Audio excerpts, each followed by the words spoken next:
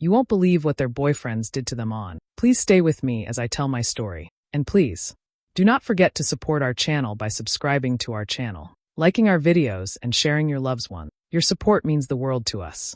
Now to our story. Poke. You ever found out your boyfriend was planning to propose, just not to you?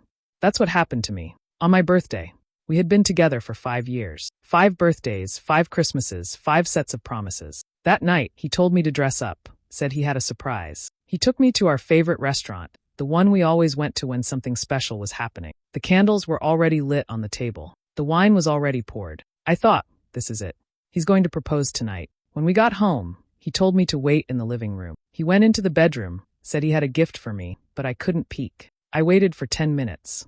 Then 15. He was on a call, pacing in the hallway. I heard him whispering, "Yeah, I'll give it to her later." I told her I'm busy. That's when I got curious. The bedroom door was half open. On the bed was a small velvet box, tucked under his shirt. I didn't mean to look. I swear I didn't, but something fell off. So I opened it.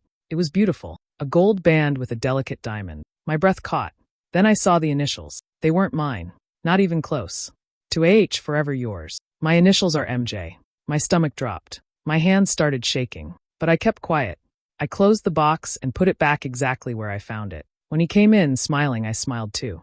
I told him I loved the night, that I had never felt closer to him. But inside, something had snapped. He thought I didn't know. He kissed me goodnight like nothing happened. He laid next to me and slept like a baby while I stared at the ceiling, trying to understand how 5 years of my life had just been rewritten in one moment. Who was she? How long had this been going on? Was I just a placeholder until he was ready to move on? The next morning, he left early for work. I opened his laptop. No password change. First mistake. I opened his messages. That's when I saw her face. Her name. Her replies. "I can't wait to see you again. You make me feel safe. I hope she doesn't find out." But I had. And now, I was going to make sure she did too. Not out of anger. Not out of pain. But because no one deserves to walk into a lie wearing a ring meant for a stranger. She didn't deserve this either. That thought kept circling in my mind. Over and over. Her name was Ashley. I found it in a message thread buried deep in his chat archives. She called him babe, sent heart emojis, even talked about the house they were going to tour next week. A house. My boyfriend, no, our boyfriend, was planning a future with someone else. I could have hated her, but I didn't, because she didn't know I existed either. So I reached out. I created a new number, downloaded a secure messaging app. I didn't want to scare her, just tell her the truth. I kept it simple. "Hi, I think we need to talk. It's about him. I'm not crazy, and I'm not here to fight. I just want you to know what I know." She didn't reply for 2 days. Then finally, "If this is about Caleb, okay? Where?" We agreed to meet at a quiet used bookstore halfway between our cities. No one would look for us there. It was quiet, neutral, no drama. I got there first. I recognized her the moment she walked in. She looked polished, calm, like someone who still believed people kept their promises. I almost felt guilty for what I was about to say. We stood near the aisle marked relationships. Ironic, really. I showed her pictures first. Screenshots. My face in his phone. Our apartment lease. Our texts. My birthday photos. The same weekend he was visiting his cousin and apparently taking her to a vineyard. She didn't cry. She didn't yell. She just stood there. Her mouth opened once like she might say something, but she didn't. I waited. Gave her space. Finally, she looked at me and said, "So we've both been living in a story he wrote." I nodded. That was exactly it. Turns out, they'd been dating for nearly 2 years. He'd told her I was his ex who wouldn't move out, that he was helping me get back on my feet. She believed him. Why wouldn't she? He was charming, kind, thoughtful, just like he was with me. But now we were done believing. We spent the next hour comparing timelines, stories, excuses. The truth unraveled like a bad thread in a cheap sweater. He'd lied to both of us, and more. The more we talked, the more we realized how careful he'd been, how practiced. He thought he could keep his world split in two forever. He was wrong, because now the two halves had met. And instead of turning on each other, we were going to turn everything around on him. No tears. No drama. Just a plan.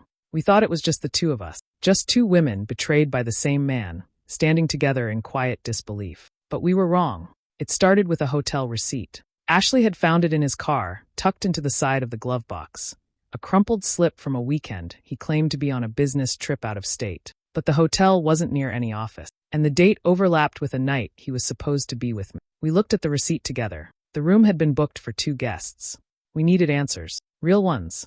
So we got organized. She knew his email password, an old one he used for travel booking. I had access to his iCloud. Between the two of us, we pieced together a pattern. Flights, calendar entries, messages, everything he tried to delete but never fully wiped. That's when we found her. Her name was Jenna. Blonde, soft-spoken in her messages, sweet to a fault. They'd met on a dating app a year ago. According to their chat history, he told her he was a widower rebuilding his life. He even photoshopped old pictures, took me out of one, and inserted a fake gravestone. We stared at the screen in horror. It wasn't cheating anymore. This was manipulation on another level. Lies that made you question reality itself. We debated what to do. Part of us wanted to just shut it all down, walk away, let karma handle it. But then we found one more thing, a PayPal receipt. He had been getting money from Jenna. Thousands.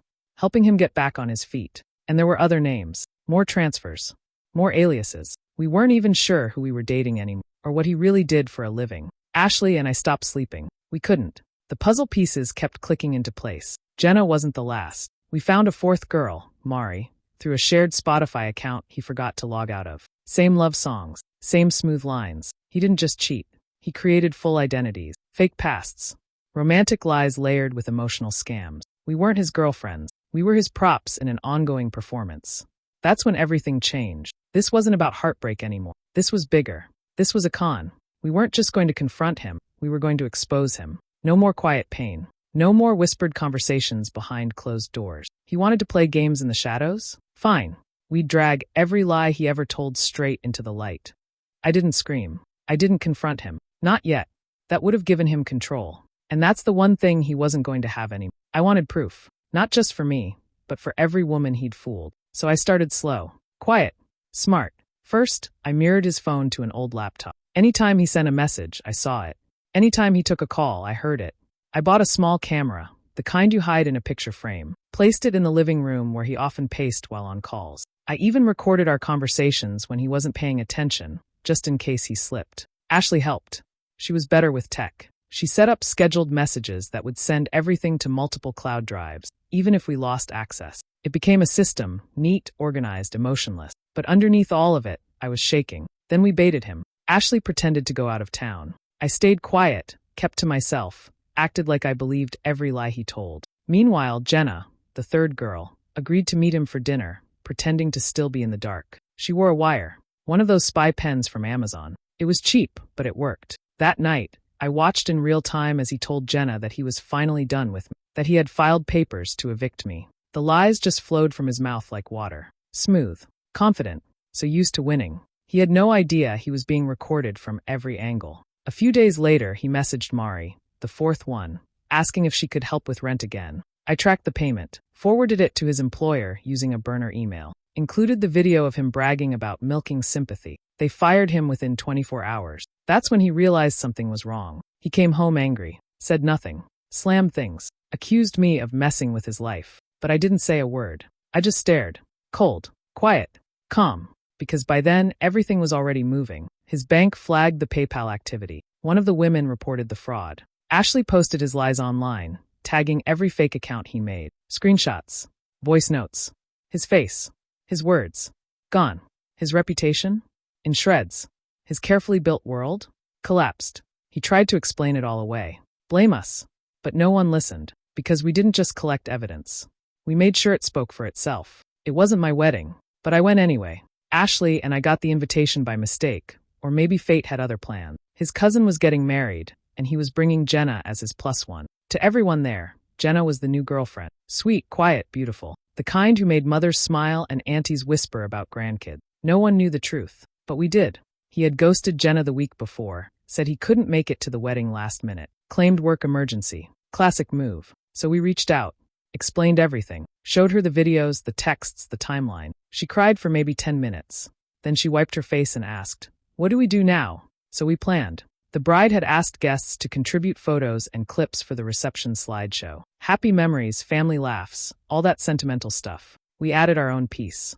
A small file, just 1 minute long. We named it Caleb Childhood Fun. No one checked. We walked in separately that day. Ashley wore sunglasses and a soft pink dress. Jenna arrived with her cousin. I sat near the back, pretending to be staff. No one noticed. The reception was beautiful. The speeches went long. Then the lights dimmed. The screen lit up. It started normal, kids running, families laughing. Then our clip came on. At first, it was just his face. Laughing, talking. Then the voices shifted. Overlaid audio. His words. To Ashley. To me. To Jenna. Saying different things to each of us. Within days of each other. I've never loved anyone like you. She doesn't matter. I just need time. Then the images changed. Screenshots of texts. Bank transfers. Voice notes. One clip of him in bed, shirtless, whispering, I hate lying to her, but it's worth it. The room froze. People gasped. Someone dropped a glass. The bride stood up slowly, looking from the screen to him. His face had gone white. He didn't even deny it. Didn't speak. Just got up and walked out fast. Someone called his name. He didn't turn around. The bride screamed his name. Threw her bouquet across the room. The music stopped. And just like that, the whole illusion shattered. I walked out quietly. No need to stay. Outside, Jenna was waiting by the fountain. She looked at me and said, You know, I thought I'd feel worse. Ashley stepped out next. Same, she said. But I feel free. We stood there for a minute. 3 women. No longer fooled. No longer afraid. And somewhere out there, he was finally running. Not from us, but from the truth. It started with one video. Just a minute long. No names. Just his voice layered over clips, texts, videos, screenshots. His face half lit in the glow of his own lie. I posted it late at night, heart pounding, hands shaking. The caption was simple. 5 years. 4 women. 1 man. Here's what he said to all of us. I didn't expect much. Maybe a few angry comments. Maybe a handful of views. But when I woke up the next morning, it had 400,000 likes. Then 1.2 million. Then 5. My phone wouldn't stop vibrating. Notifications came in faster than I could read them. People weren't just watching. They were sharing, stitching, commenting things like, This happened to me too. And I dated him. I thought I was the only one. Reddit picked it up. A thread exploded overnight. Hundreds of comments. Screenshots. Names. Faces blurred, but the stories lined up. Lies that echoed each other. Phrases he repeated to all of us like a script. You're the only one who sees me. They don't understand me. Let's keep this just between us. Then the messages changed. A reporter from a podcast DM'd me. Then a producer from a morning show. They wanted to talk, not about scandal, but about the pattern. The manipulation. The way someone can live double, even triple lives, while the rest of us question our reality. Ashley and Jenna helped me go through the messages. There were too many. Hundreds of women. Some had just matched with him. Some had dated him for years. A few had given him money. One said she almost moved to another state for him. We put together a folder. Organized everything by timeline. Cross-referenced stories. It wasn't about rage anymore. It was about clarity. About stopping him from doing this again. People called us brave. Some called us cruel. But most? They thanked us. It's strange going viral for pain. Seeing strangers argue about your life in comment sections. But for every troll, there were 10 women saying, Because of you, I asked questions I was too scared to ask. He tried to come back online. Posted a statement calling us bitter exes and attention seekers. But screenshots don't lie. Voice notes don't forget. He deleted everything within a day. And I realized he never expected to lose control. To be seen.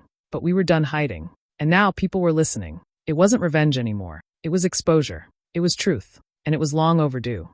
A thick envelope showed up at my door one morning. No return address, just my name in bold letters. Inside was a cease and desist letter. His name printed at the top, followed by a law firm I'd never heard of. He was accusing me of defamation, of invasion of privacy. He wanted me to delete the videos, take down the posts, and refrain from further public statement. He was scared.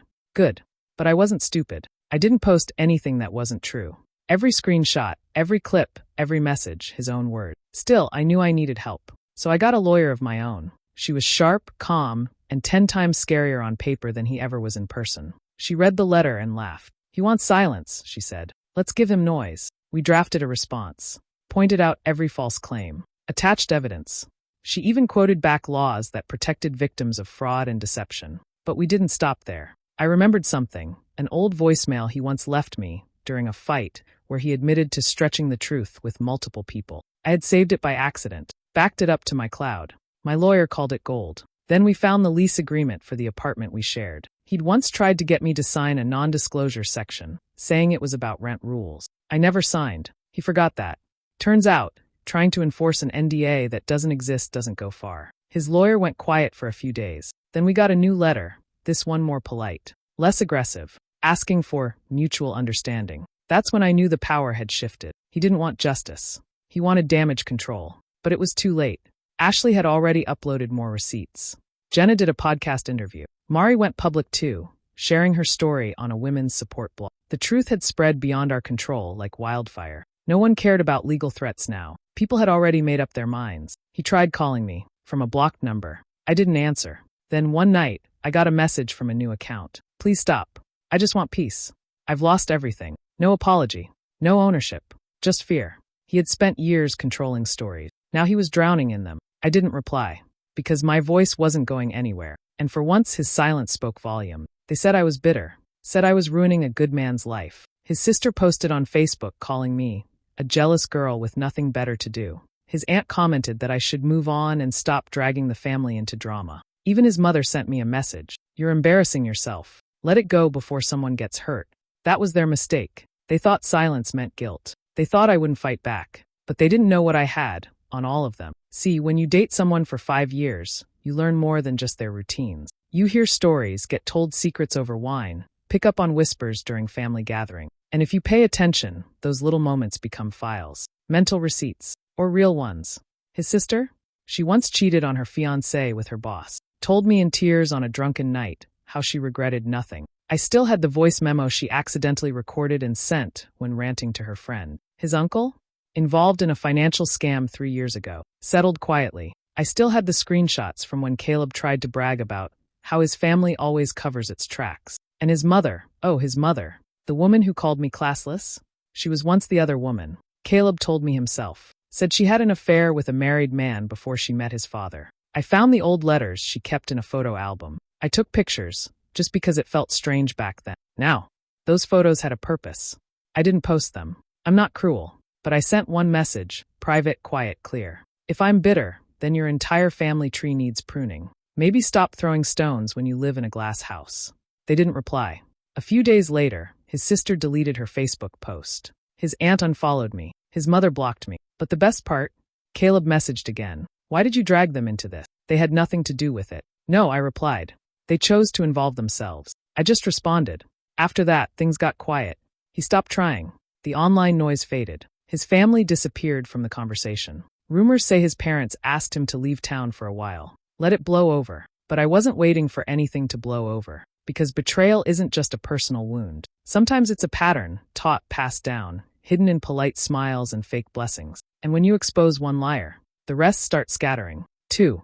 I wasn't healed. Not fully. Some nights, I still woke up angry. Not at him anymore. At myself. For not seeing it sooner. For loving someone who wore so many masks. Even I lost track of which face was real. But I wasn't broken either. The crying had stopped. The shaking hands were steady now. The sadness had turned into focus. I wasn't just the ex anymore. I wasn't the girl he tricked, the one who got played. I was the one who ended it all. People kept messaging me, not just women he dated, but strangers. Women in their 20s, 40s, even 60s, sharing their own stories of betrayal, of second lives and secret affairs. So many of them had stayed quiet, too afraid or ashamed to speak. But now they were speaking, because I had. I didn't plan to start anything. At first, I just wanted the truth out. I wanted to be heard. But now, it was more than that. The screenshots, the videos, the story, they didn't just expose one man. They exposed how easy it was for people like him to keep hurting others, over and over. A filmmaker reached out. She asked if I'd consider turning the story into a short documentary. Just 20 minutes. Something for festivals. I hesitated. Did I really want to live through it all again? But then I thought about the girls who messaged me. The ones who said, "Your story helped me leave." The ones who said, "I thought I was crazy until I saw your post." So I said yes. We filmed in a quiet studio. No makeup, no drama. Just the truth. Plain and steady. My voice didn't shake. My eyes didn't water. I told the story like it belonged to someone else. And maybe in some way it did. Because I wasn't her anymore. The girl who believed every excuse, who waited up late, who questioned her own gut just to keep the peace. She was gone. What was left was someone sharper. Wiser. Dangerous, maybe. Not because I wanted revenge, but because I knew how to see it now. People started calling me the storm. It made me laugh. But it wasn't wrong. I didn't just survive him. I dismantled the world he built. And now, I had something stronger than closure. I had power. Not the kind that screams or breaks things. The quiet kind. The kind that builds something new from the ruins. The kind that makes sure no one like him does this again. Not on my watch. No more noise. No dramatic goodbye. No final warning. Just one last move. I had heard through a friend that he was dating someone new. A girl from a different town. Young, pretty, wide-eyed, the type he always picked. The kind who still believed in good guys who said all the right thing. I didn't feel jealous. I didn't feel anything real. Just this calm knowing. He hadn't changed. He never would. But I had. So I wrote one sentence on a plain white piece of paper. No threats. No emotion. Just facts. When he disappears on Thursdays, here's the password to his second phone. I placed it in a small envelope. No name. No return address. I didn't need credit. I didn't want to be thanked. I just wanted her to know the truth, earlier than I did. It arrived a week later. I know, because the silence that followed was louder than anything else. She blocked him that night, deleted photos, removed his tag from every post. His account went quiet again, just like before. But this time, it wasn't because of me. It was because someone else had finally seen what he tried to keep hidden. And just like that, the cycle cracked open. I don't know what she did next. If she cried, if she confronted him, if she left quietly like I once wished I could. But I know this much, she was no longer in the dark. That was enough. The strange thing is, I didn't feel proud. I didn't feel victorious. I just felt done. Not empty. Not bitter. Just finally finished with the story I never asked to be part of. Some battles don't end with yelling or revenge. Some just end with a whisper and the truth left sitting in someone's hand. That was my final move. Not revenge. Not justice. Just light, slipped into a mailbox. And I walked away. No looking back. No more digging through lies or trying to understand why. I stopped needing answers. I stopped trying to fix anything. Because I wasn't stuck anymore. I wasn't one of his chapters. I was the one who closed the book. And from that day on, Thursdays were just Thursdays. And peace for once was mine.